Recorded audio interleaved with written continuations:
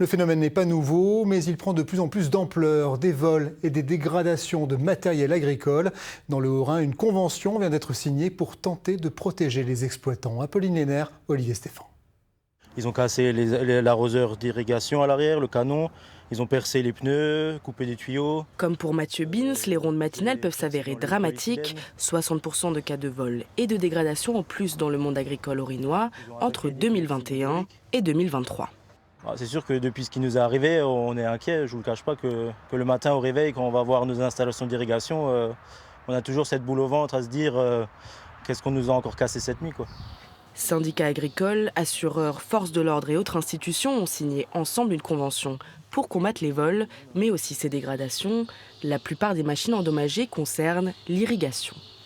Je pense surtout que c'est des personnes qui ne comprennent pas pourquoi on arrose et pourquoi on cultive, quoi. Parmi les dispositifs mis en place, des groupes WhatsApp par secteur. Le but est de tenir au courant le plus rapidement possible les collègues. J'ai été volé de mes 2 systèmes GPS montés sur mes 2 tracteurs. Et la gendarmerie.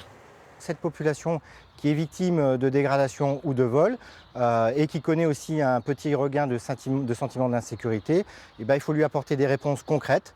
Et donc nous devions d'associer. Et c'est pour ça que nous avons travaillé de concert avec les organisations professionnelles.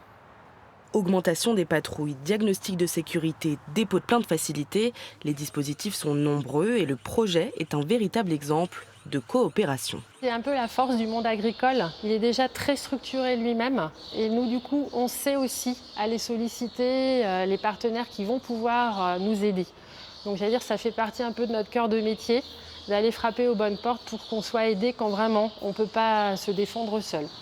Une initiative qui pourrait inspirer d'autres départements.